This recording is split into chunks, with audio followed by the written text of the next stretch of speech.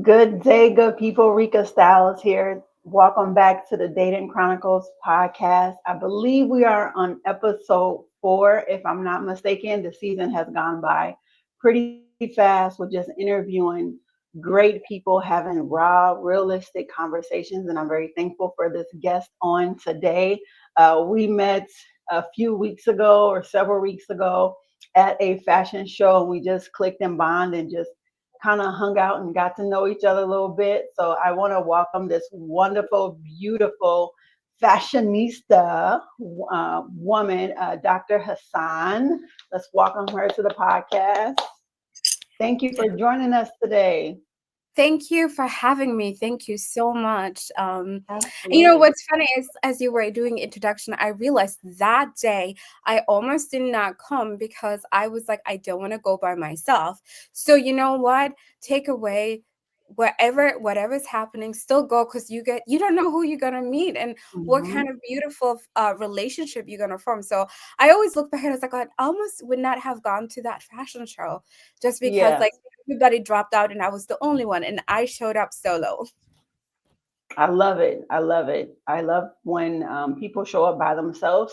It's like Mhm. dating yourself, right? Even if you're married or in a relationship, I still encourage people to go out and do things by themselves, still have their identity, because a lot of us get lost in our identity when we are in relationships. So kudos to you for doing Thank you. that. And I know one of your goals was to connect with a Minnesota native, which is myself, just Yeah, to understand the culture a little bit more. So I think it worked out perfect, yeah. how things were laid out that week. Right? I loved it. And we really naturally and organically really connected on so many levels, like on so many things like fashion, lifestyle, culture, and the deep conversations that we had. And I think that's how we got here today, of like the beautiful conversation we just continue to have. Exactly. So I'm so excited for the conversation. So go ahead, introduce the people, let them know what you're doing, who you advocate for, what service you provide, how they can get a hold of you, and just Yes. all that genre. Just go ahead. I'll let you take the Thank platform. you. My name is Dr. Hassan. I am a licensed marriage and family therapist.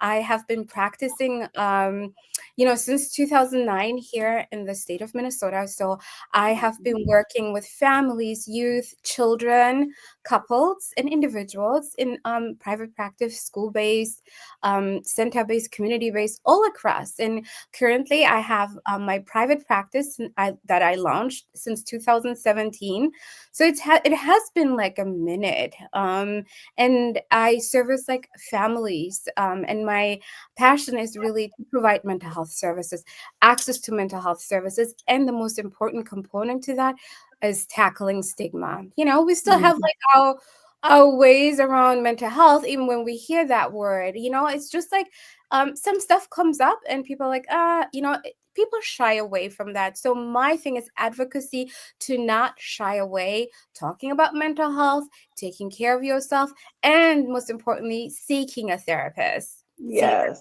the other part, seeking Awesome. a therapist. Yes. Yeah. So you kind of launch. Excuse me. The first question, as far as like, why do you think people shy away from therapy? Like, what do you think the logistics or Mhm. the fears are behind that? Yeah, yeah. And I want to say like I have seen the growth since I've entered the field in graduate school 2007. So I do see like with generation, younger generation being really open-minded to it and embracing it and like really liking it. Mhm. Across culturally, across like all across the culture. So there's that generation that are embracing it. And then I do see like older generation who are like hesitancy around it. Mhm. And then I think like there's a lot of stigma still attached to it, right? Of like, oh, why would I need? I'm not like those people, whatever that means, right? And so I Mhm. think like we have to have like open conversation around it, what that means, and the transparency. And you're not broken, and there's nothing wrong with you. We all need that sounding board of having a professional person who we can sit with and hold a space for your emotions and for your mental well-being and also the stresses. We are living in unprecedented time that is Mm. not like other. And so I think for older generation to have that, really that little extra push. And I always say it's extra support. And the other part, yes, wonderful, families, friends, all of that.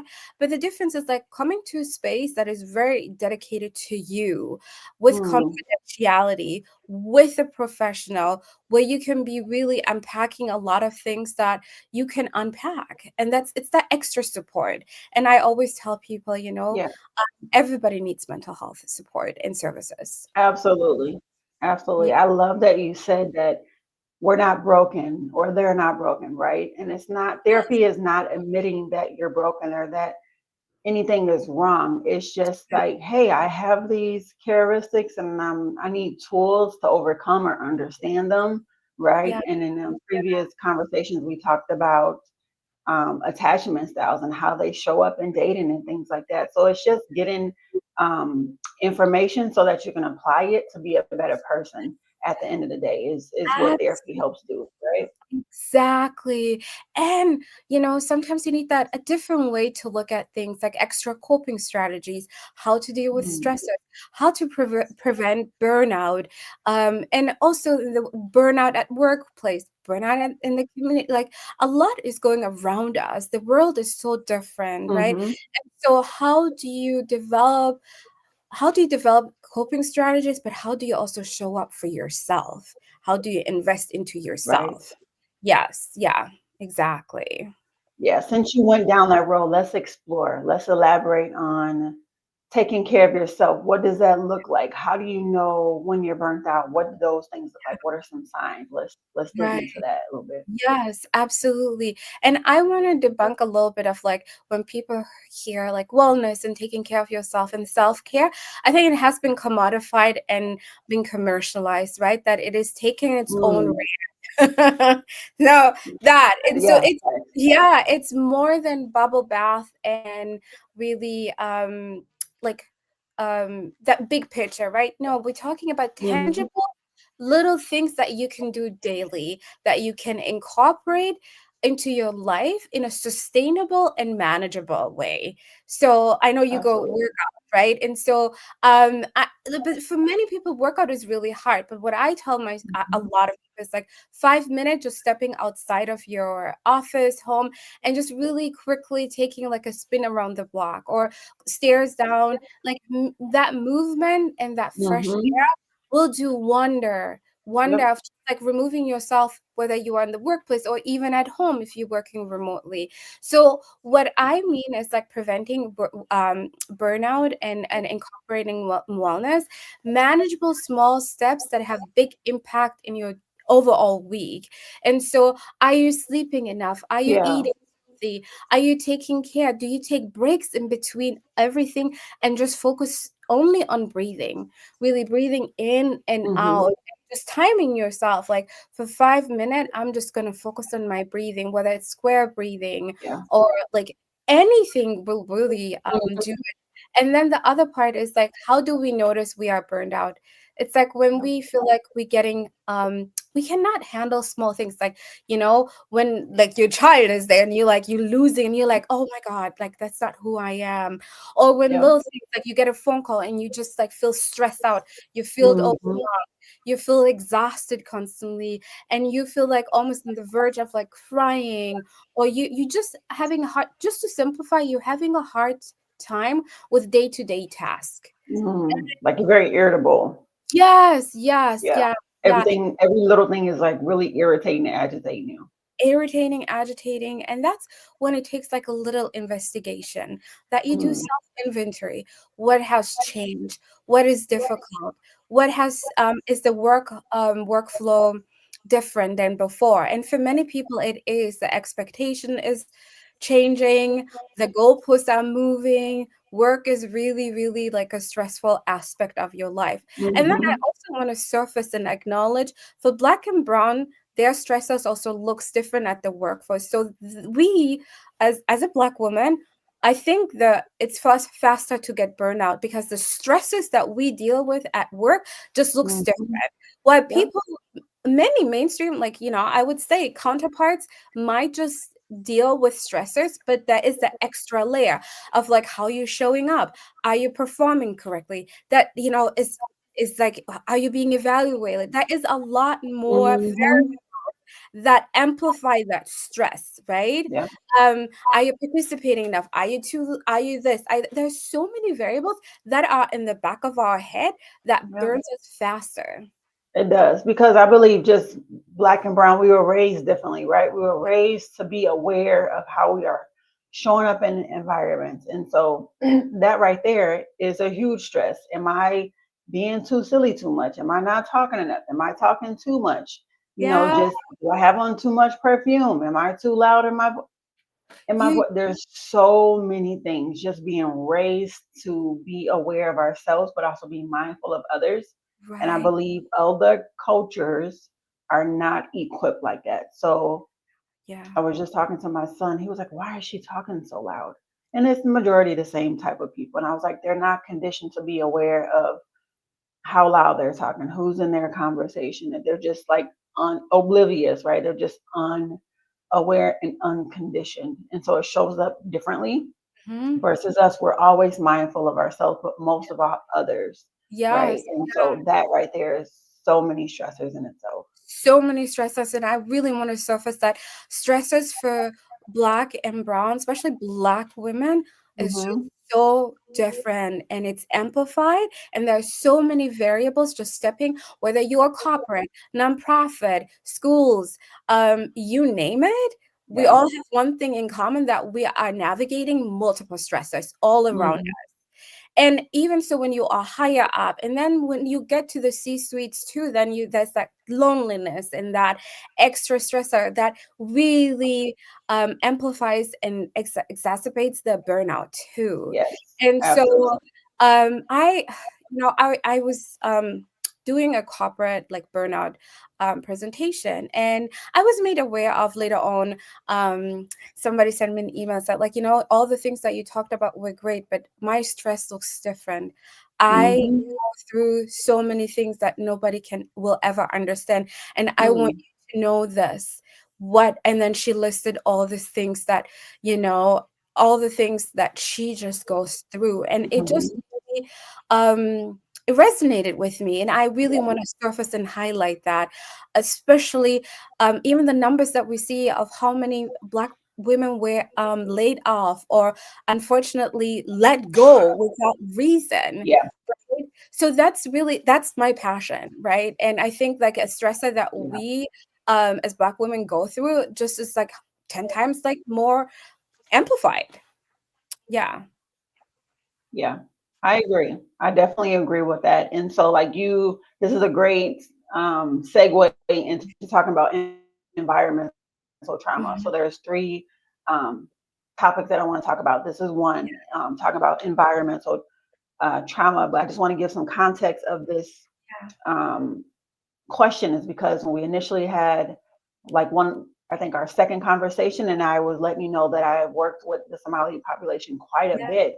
And there's Yeah. things that I didn't understand about the Somali culture that I wanted to acknowledge myself because I was very ignorant, right? I didn't know. And so I was like, working property management, right? And I'm like, when we're in the office, we're closed for training, and there's signs all over the place to let residents know, hey, we're closed on this day because of training. Here are our office hours. They're in multiple language, they're bold, they're Mm. red, so they can see. They still knock on the door. And, Mhm. and I'm referring to the Somali population more because I noticed they were more the aggressor. They were coming off very aggressive and just demand the time and questions to be answered right now. Yeah. And my coworkers was getting very frustrated.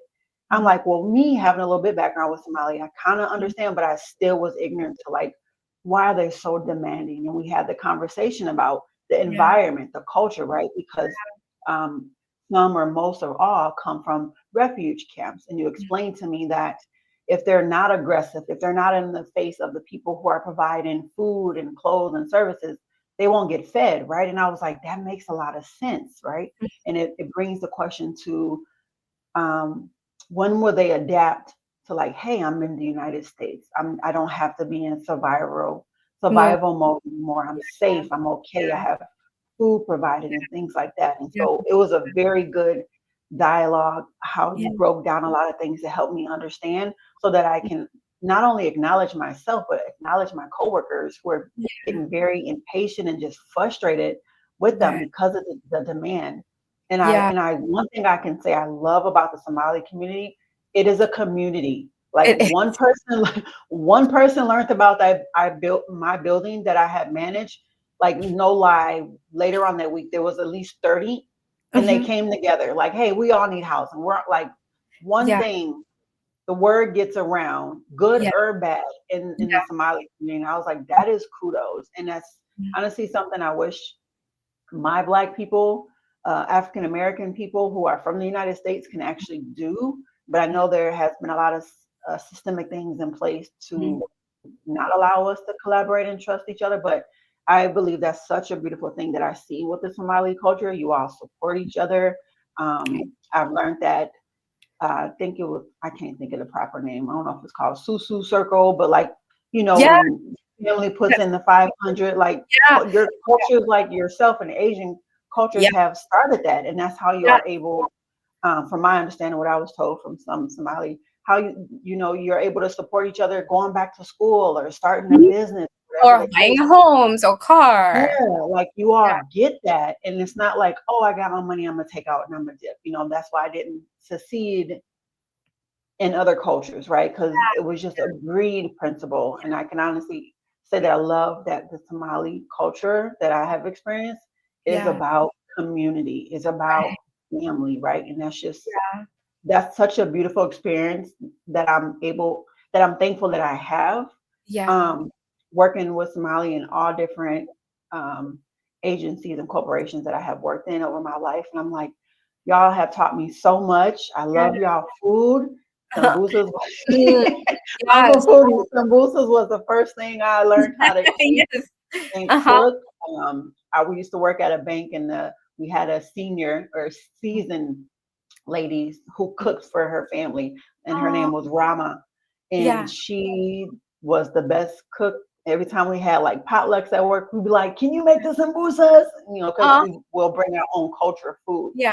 And Yeah. I just learned so much about your culture, but I still Yeah. have way more Oh, to learn. That's one thing I absolutely. do is like, Absolutely. teach And me it's how, help me yeah. understand, right? So, Yes, yeah, and you know what I love that your curiosity. I think curiosity is what brings us closer, and like hmm questions, like questioning and asking more like in-depth questions of like, well, why is this? Like, how did this hmm happen? I really, and I think like that's what we talked about. I was like, hey, all my Black African American friends are trans, but I don't have native yeah, Minnesotan friends. I yeah. was telling you that. It's like everybody's either from Atlanta, Houston, New York. They're all trans. hmm I was like, why is Yep. that? And so, and then we talked about it. So, I want to go back to, some of the observation that you have made and the hmm impact it has, but also what we observe and how we interpret, how we understand. And so before I dive deeper into it, I also Yeah. want to do like a disclaimer, right? Because like not all Somalis are monolith. So we all have like Mhm, our own experience. And so when people mhm. see me, I don't want them to say like, well, don't speak for me, you know. Yes, So yes.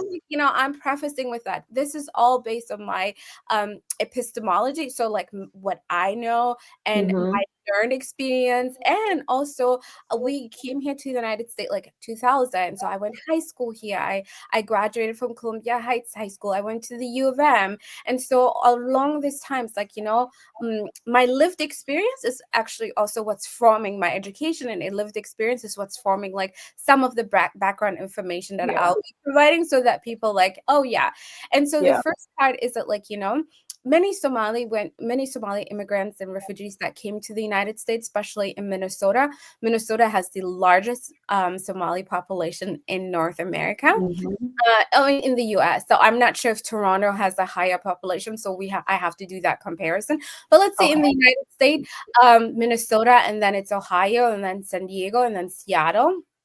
So Wow. Springfield, Kansas, but the majority, good chunk is Minnesota here in the United States. And so many left refugee camps and came here to Minnesota. And many others, like my mom, were in other states and moved into the city or state of Minnesota because of job opportunities. And another portion is like in the greater Minnesota. So my mom wasn't first living here in the Minneapolis metro area. She went straight to Marshall, Minnesota, which is like a small town, but that had a turkey plant. So that was like 1990 something. She came before.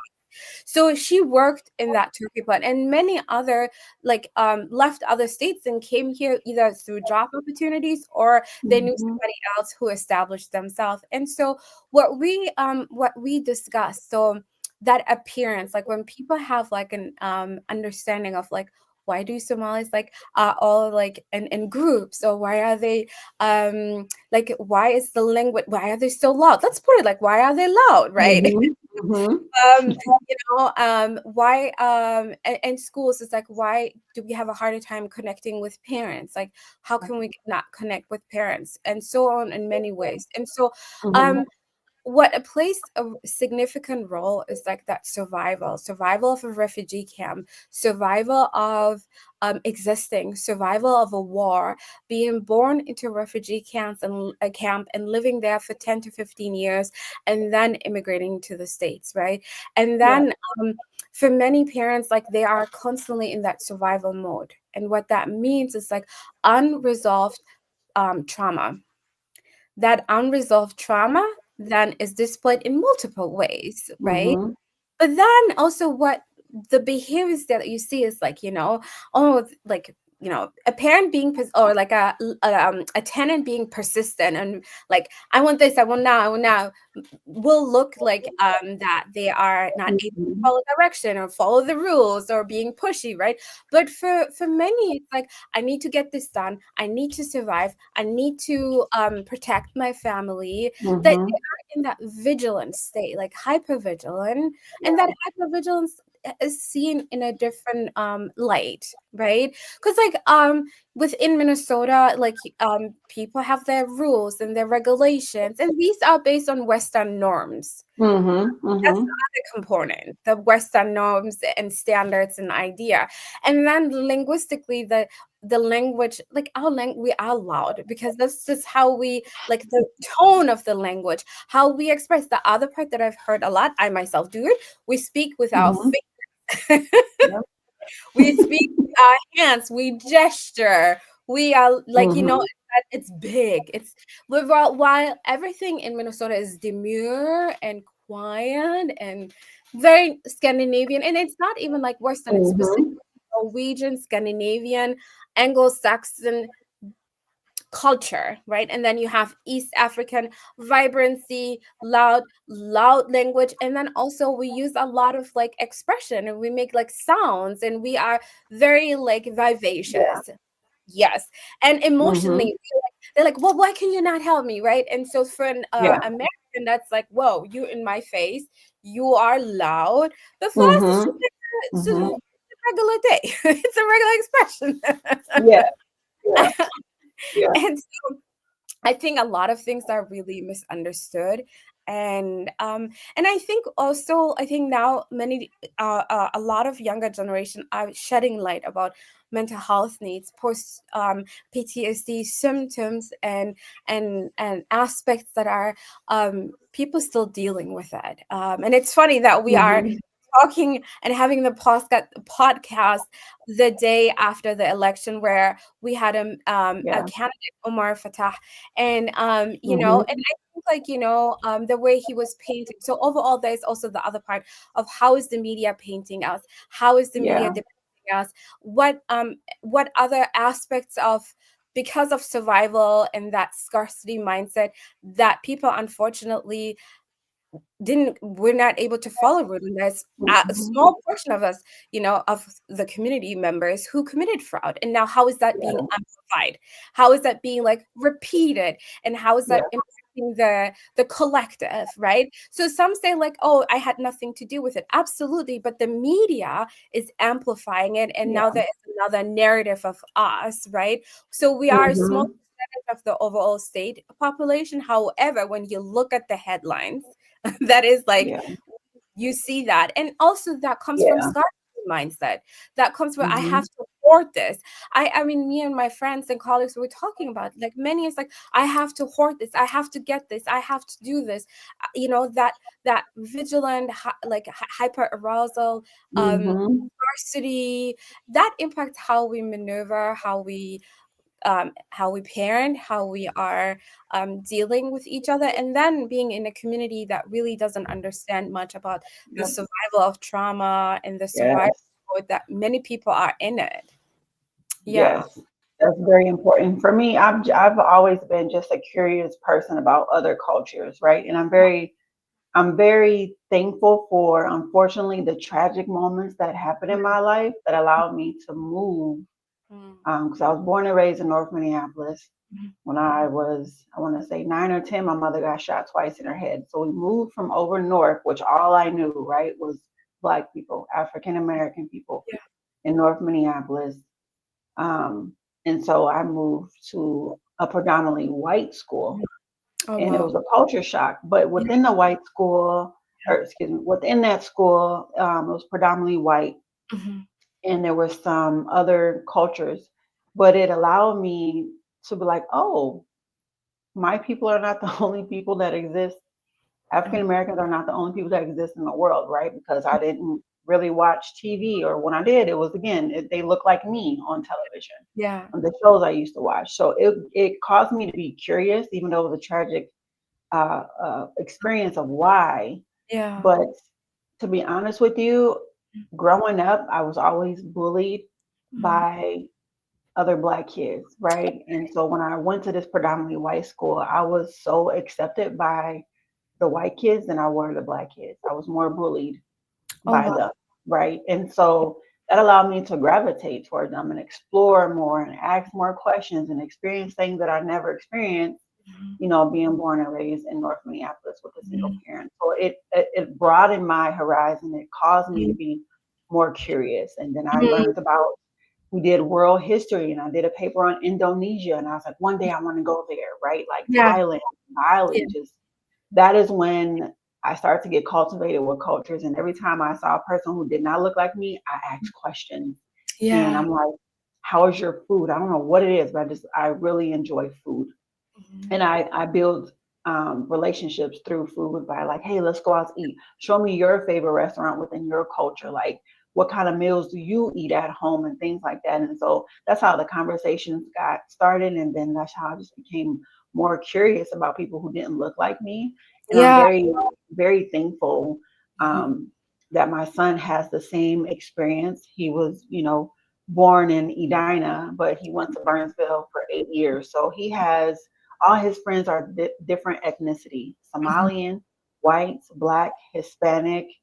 One is Asian. There's Mhm. one who's Egyptian. Like, all his friends Oh, are beautiful. versatile, and he's really close to each and every one of them. So, can you imagine as a kid going into all of these homes and seeing all of these cultures and how everything is outside of your world? I'm very thankful that he has that experience, and Yeah. he's curious like I am, and it's great doing like research with him, doing papers with him and stuff like that. So even though that was my environmental trauma, it Mhm. opened the door to so many other great things for me to share and learn, right? And to be Yeah. curious about even still today. So Yeah. um, you gotta, I've learned to not let um, life traumas and Mhm. downsides to not allow me to be curious, not allow me to thrive, right? I'm like, what can I learn, or how can I learn from the situation? I remember I used to always say, why is this happening to me? Why do I always gotta go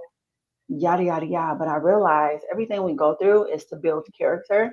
Mhm. It's not only for us, but it's for the next people we Yeah. meet in life, right? To give them some kind of hope, some Mhm. kind of clarity, some kind of curiosity being Yes. answered, right? So Mhm. that's how I go about looking um, at things now. Yes, I love that. I love that, and that's so, so important and needed, especially now today. Um, Especially now where there's like this big division. I Hmm. think it's so important to not get Yeah. defeated, but the beauty of your son, like, all these friends from different ethnicity and cultural background, the beauty Yep. in that, and also that as a person, Hmm. you learn so much because you have that exposure. Absolutely.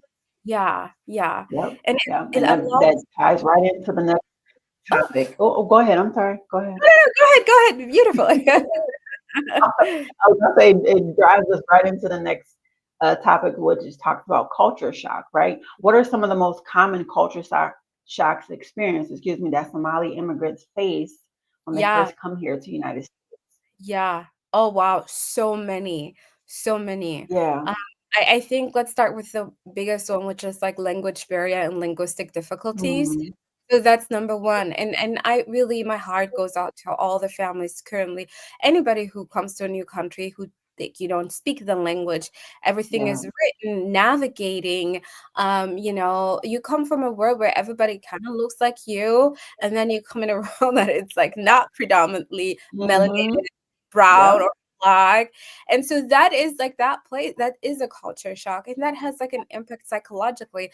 Also, when you navigate the world without knowing the language, in my research actually, one of the participants described it, it's like being blind and deaf at the same time. Mm. Wow. I remember that, I and can't hearing even that. imagine.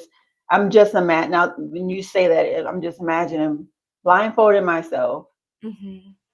and putting like earbuds in my ear and headphones on where I can't hear them, just walking around my house. How Yeah, difficult that would be, yeah. especially Mhm. for me because it's still a new house, but like now navigating the world like Yes. that. Yeah. Wow. Yeah. And then Wow. that dependency aspect of like, being dependent on interpreting services. So that means like constantly when you are going to an office, doctor's appointments, schools, you're always dependent on an interpreter, and that adds to that Hmm. stressor and that psychological and emotional distress of like having that extra person to guide you, help you, Yeah. interpret for you, and then you get paperwork and you don't know immediately. So then, and many things that people don't know about, it's like offices, doctors, schools, any paperwork, bureaucracy, everybody sends you paperwork. And so for those appointments, you get an interpreter, but the aftercare of like what you have to answer paperwork, you're on your own. And so for Yeah. me to describe that, Wow. then you have to find somebody to help you, and that you're responsible. And so that again, that stressor of like constantly, having those piles. And some people, because the mental health plays a significant aspect because of anxiety or depression, they let it pile up, and then things expire, paperwork don't get renewed, important messages get like lost, because again, it's like it can be Yeah. overwhelming, That's so that's good to overwhelming. know. Yeah. That makes sense. When I worked for the county, most of my population I work with was Somali. Mhm, And it's all about paperwork. It's all about paperwork. And they were like, "Oh, I didn't get this letter, or I didn't open it." And I'm like, mhm. that's your fault. Unfortunately, you can't get these Right. benefits Yeah. because, but hearing that makes a lot of sense. Yeah. And so Yeah. I just want to pause and ask you, if in the ideal world, Mhm. in the struggle of of Somali immigrants coming to the States Yeah. without, like you just said, being blind and deaf, Yeah. right? How Yeah. can you make, if we were in a perfect world, how would you make their world perfect, to be able to transition and be successful Right. without, Yeah. limiting that barrier? Yeah. What would that look like? Yeah. So I think like first a lot of many people have like that resilience. And resilience is something you practice, and resilience is something that you implement daily. Hmm. Many families do have that, but there's a small portion that, because of multiple factors and variables, that struggle a little bit harder and a little bit longer. And so I think like for me, personally, I think like for the bureaucracy and offices and systems, making them aware these systems are not made for you. I think that honest Mm. conversation, right? And making them social determinants factor go against you, and this is what they are. The system is not made for you. I think that Mm. really honest, blatant conversation. Because I think like people come and think like, "Whoa, we're in the United States, woohoo!" that A that brief aspect, moment, and then yeah, reality hits in, right? Yeah, so that is exciting, and it's possibilities and amazing opportunity and gratitude. And then the reality is it's a system that is not made for you. So I think, like, you know, um, with all the resettlement agencies and nonprofit and NGOs, I think let me start with them. I think, like, you don't prep refugees and new arrived newcomers into this country with the reality of what systemic barriers look like Mm, and how systemic barriers negatively impact Black and Brown people. You Many NGOs and nonprofits and resettlement agency glaze over that fact and jump into like housing and transportation and employment. But how is that sustainable without not knowing the language or not understanding systemic barriers? mhm. So I think Yeah, like that is like kind of like sugar coated. I'm being very transparent and yeah, honest. that makes a lot of sense. So I'm very ignorant, and I know in my culture, Black culture, that word is used as a put down, but it just means that you don't know, right? Mhm. So I'm very ignorant to the process of one getting here from a refugee camp. Yeah. Like, what are the logistics around that? What does that look like? Are there like Yeah. sponsors or Yeah. companies that help them get over here? Are they teaching Yeah. them like basic English? Are they making them take English? Like, what Yeah. does that transition look like, if you don't Yeah. mind sharing Yeah, so some? there's multiple roads people arrive here, multiple ways, multiple avenues, multiple like sponsoring, like from sponsoring programs to straight from refugee camp to coming where a refugee resettlement programs will help you do that transition, right? And so and then I also don't want to look over like some in the newest generation of Somali who arrive, they went through the border. So they really had the treacherous and within the Somali community, they are called like Darbi Kabodo, Darbi Kabod, Darbi Kabod, yeah. So which means like the ones who jump the wall, The basically. big Or Say that again, the big bowl? yeah, Darbi Kabod. Darbi is Okay, wall, and the boat big is bowl. jump. Okay, Yeah. okay, So those okay. are the newest arrived, and I just want to surface and highlight their Yeah. struggle because their struggle looks a little bit different. They were not Mm, sponsored. They came through seeking asylum through entering the borders, right? They don't have nobody. They don't wow. have sometimes address. They maybe the whole family, the whole community in a small town put together 10,000 or 5,000 for them to go through that treacherous journey to South America and then to get here to the United States. And those are the most recent newcomers. So their Wow. road, their asylum seeking, their refugee stance, their immigration status just looks different than people that were Mm, like 10 to 20 years who came with green cards, who came with asylum status approved, who don't have to worry. So they have like already a leg up versus the newest comer who don't have that leg. They are in oh, limbo state, especially in the time that we are in. And the psychological and trauma factors that they carry is so much heavier. So mm, they don't have access to a lot of services, really survival. So the wow. luckiest have like a connection to family in a broad Okay. community that they can like find like little work, side hustles, small gigs, or they're on the streets really trying to Wow. make, yeah. And many Yeah. many with the possibility being deported back, even though they have like so much money that they invested in it. So there's like a small portion, but a Mhm. significant portion that is like the newly arrived. And then there's the older portion, right? The ones that were approved and got their asylum approved while they were in the refugee camp. And there's like organization that help them transition into, and when they come into the airport, they are greeted, and there is like transitional piece that helps them, but it's only short lived though. Also, it's like less than a year that they get that, whether it's SNAP benefit or housing is also like really really temporary. Mhm. And then they have to be on their feet and then get going, and many then don't stay in the Twin Cities, they go to the greater where there is like a possibility to work without Okay. having language skills, but having Mm, works to survive, which is why a lot of Somalis live in St. Cloud, Where's another Wilmer, Okay. another remote where it is like maybe Worthington. So factory, Yeah. oh, Nebraska Okay. factory, and meat packing. So the meat, Mm, like okay. American history is sustained by immigrants, and Somalis are no Oh different. yeah. Oh Oh yeah. yeah. Come on. I'm like, who are you trying to get rid of? Yeah. How is this country gonna work and be And so operated, right? Come on yeah, now. So yeah. And that's so many that's find other fun. family members or relatives who know like, hey, this meatpacking or industry that is still factory based is still hiring. And that's how like big group either move to St. Cloud or Wilmer or up north, is that in Morris? Like there's wherever there's like a big factory, that's Yeah. where a lot of people found work and quick work Okay. to sustain their life. And then there's a small portion that won like green card lottery. So when you win a green card lottery, you have to have some kind of skills. You have to be able to survive on your by your own. You have Yeah. to get a job. You don't qualify for SNAP and any of the government assistance programs. Same thing for the ones that cross the borders. They don't qualify for SNAP and assistance programs. So that's the misunderstanding that people Yeah.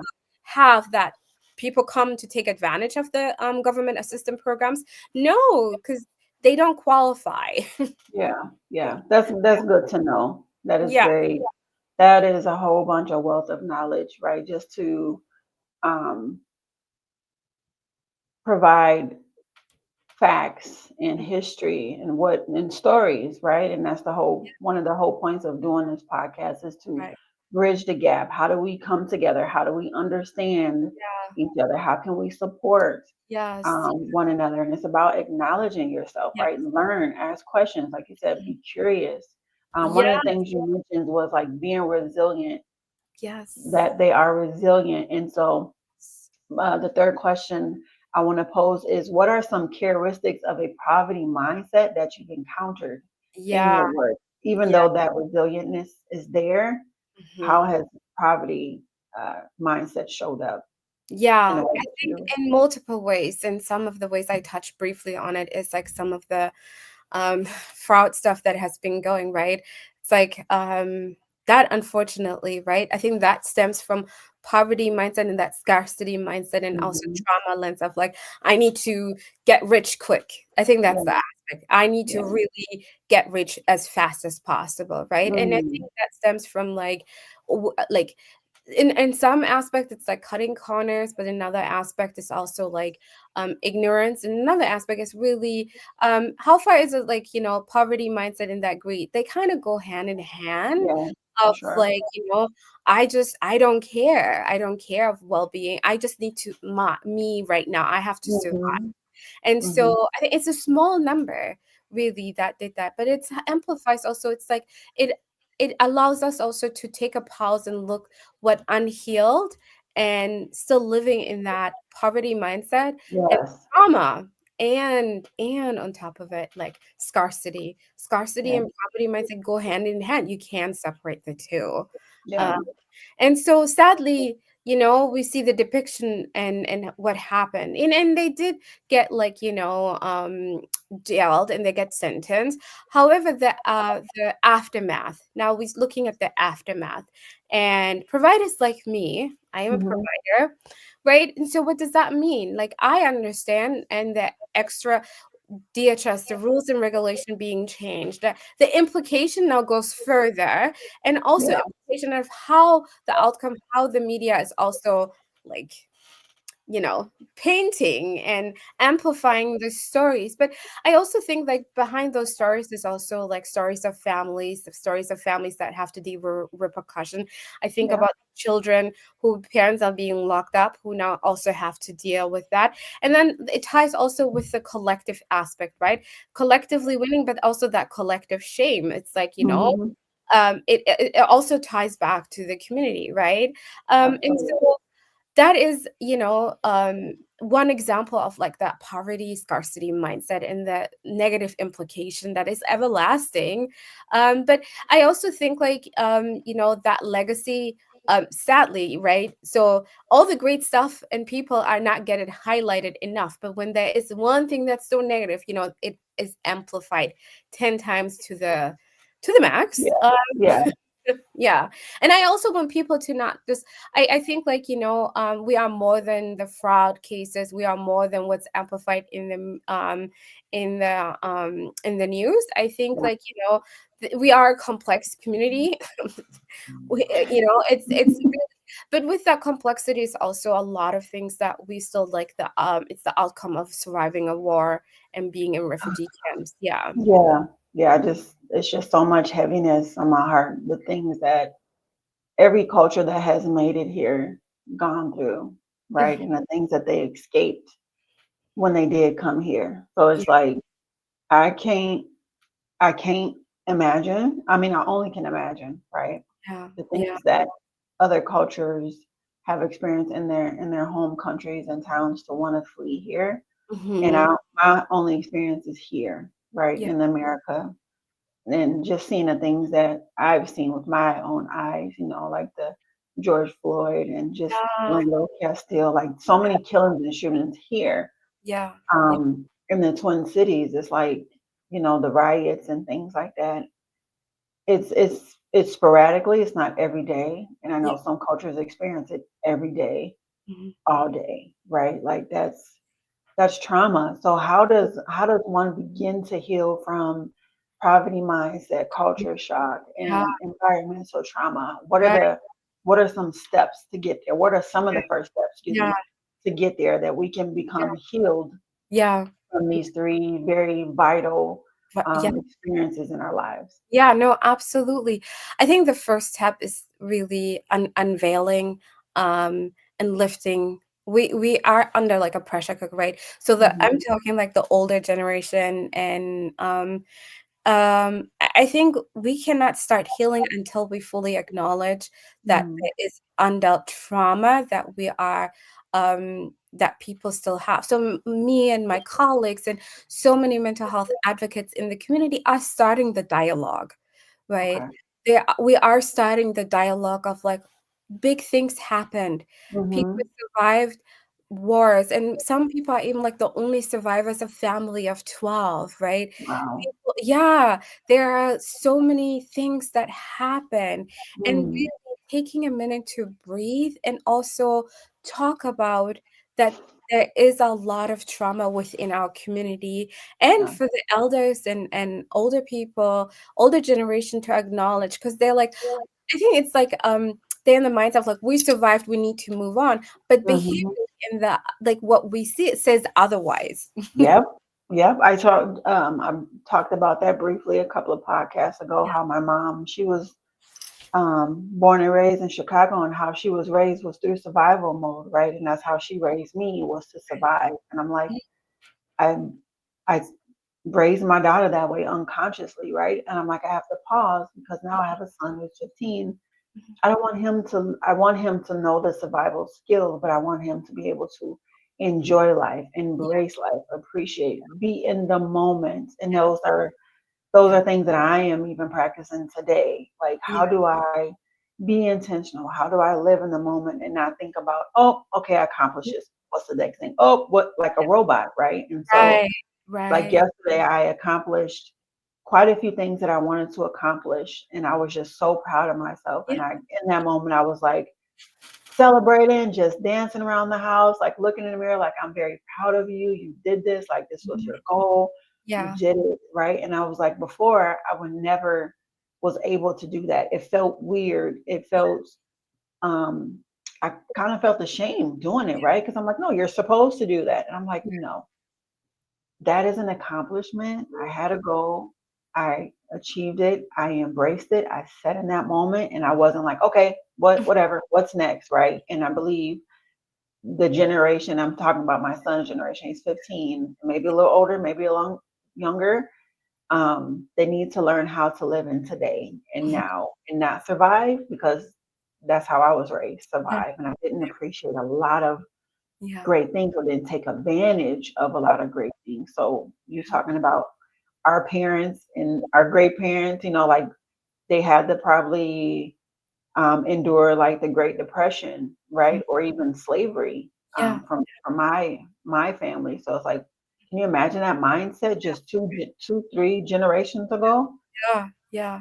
being enslaved? And I can't think of the author who wrote My Grandmother's Hands, how we carry our great great grandmother's trauma. Mm-hmm. Yeah. Risma, Brisbane. that Yeah. Mhm. Risma, Mhm. like that is real. Like I am carrying my mom's mom Yeah. trauma. And unfortunately, I don't know her story. I don't know her history. So I can't, I don't need, I kind of can figure out like what things are my barriers because of the things that she didn't face in life, Mhm, you mhm. know. And that's why I think it's very important for us to know that the barriers that we have are most likely not ours, right? They're most Yeah. likely our great great grandparents. And Yeah. so when we keep seeing a pattern, we Mhm, have to pick up the mantle and be like, mhm. this is not going to continue with my kids, right? Yes. Yes. In biblical Christianity, we call that generational curses or generational lessons. Like, no, the the the the curse of survival is going to end with me, Right. right? Right. And so I believe that's what the next generation has to learn. Art us, Right. we're going to say Exactly. how we have to break it, Yes. those curses or those traditions, Yes. whatever people want to call it, right? So Yeah. that the next can live Yeah. in peace, have a peace of mind, be in the moment, and not have such a survival mode that they're just on cloud nine and not realizing what's going on around them. Yes, absolutely. And most important fact, that vigilance, that state of like, I think that's very, very important. Yeah. Um, and I think it's so, so very important that, you know, um, that trauma is not passed to the next generation. Hmm. And that next generation um gets to um, you know, live a regulate emotion. It's all about emotional regulation. Yes. I think stress Emotional is intelligence, exact being able to ex regulate emotions, yeah, right? right, Yeah. exactly. Of stressors and difficulties will be they will be present in life. Hmm. But the thing is like, how do you first of all, have a healthy attachment with your child? Because like trauma impacts attachment and the Yeah. level of attachment, right? And then the other part is like, how can you help co-regulate your early childhood?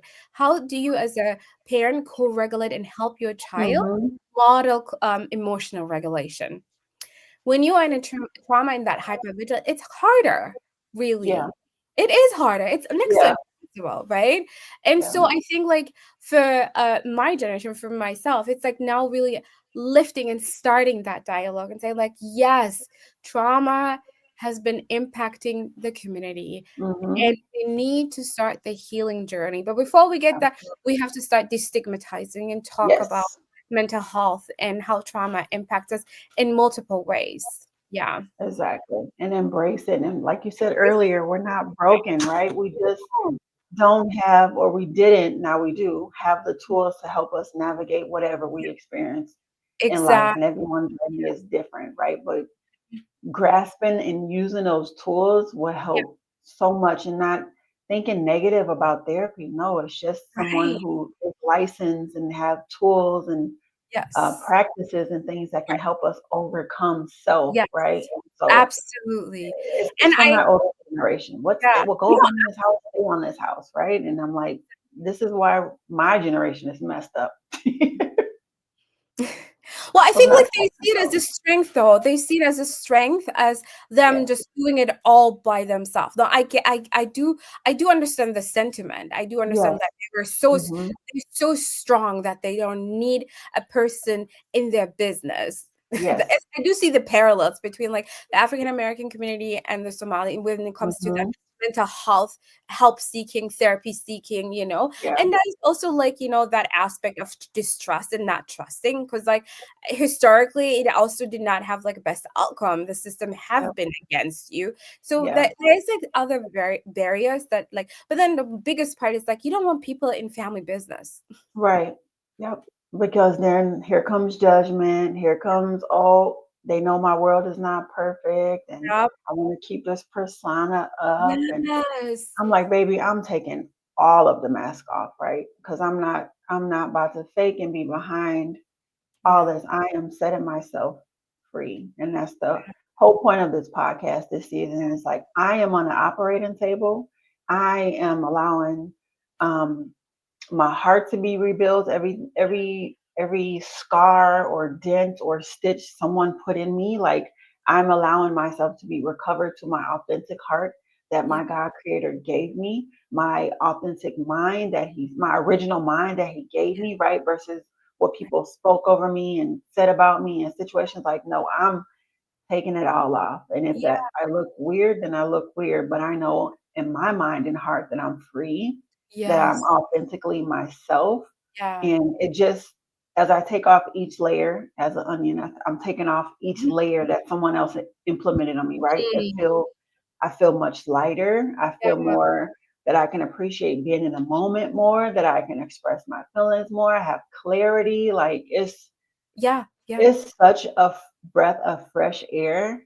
Yeah. Yeah. And I'm like, wow, why did it take me so long to get here? And I just really want to encourage people like, go get Yes. therapy. Yes. Get therapy. You're not broken. You just didn't have the right tools to overcome the things that you've been through in life. Yes, yeah. And really you uncover it's like investing back into yourself and Mhm. uncovering things that you didn't even know they existed, whatever that Mm. is.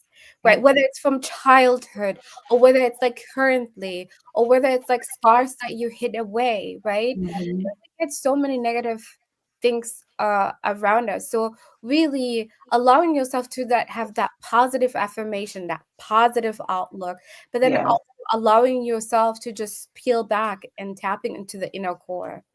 absolutely. This has been a great conversation. I want to Yeah. ask you one more question, and that is what would you leave? What is a great gem that you will leave to anyone watching this?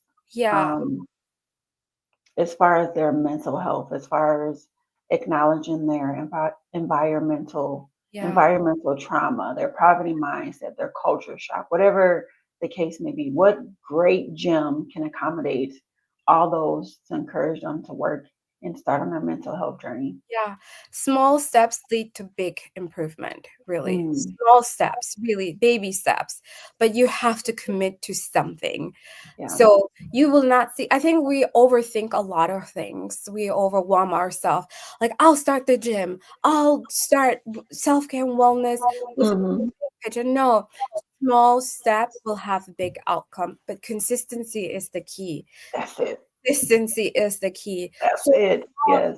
please, I beg you, 5 minutes of allowing yourself mini thing, whether it's deep breathing or walking. Walking is so underrated. So small Hmm. steps will lead to big improvement.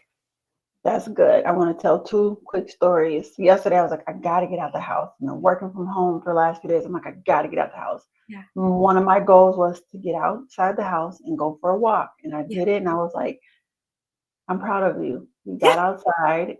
Uh-huh. It's whatever, however long that walk. The whole point was just to get outside. As long as I got outside, I knew I Yeah. was going to walk. I knew I Yeah. was going to explore and see something else. Another thing I wanted to build was consistency. Yeah. And again, it was with that small step. And Yeah. at that time that I started, I was in therapy. She was like, start something as small as making your bed every day.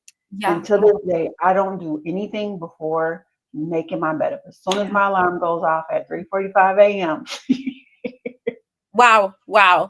on those days I work out, I Yeah. make my bed and it feels so good to Right. accomplish that one thing every day, Yeah. but to be consistent, like it can be that small, Yeah. you know, um, doing a 5 minute stretch, making up your bed, Yeah. picking out your clothes the night before, like just start small. Yes. Um, Even journaling one Yes. word or Oh, one sentence to describe your day, like just start. It can be the smallest thing, and yes. it will flourish to so many other things, and you being So, consistent in yes. so many other things in your life. So Yes, yeah, I heavily, really, I do believe it. Like that small step would lead to so many big steps. So yes, yeah.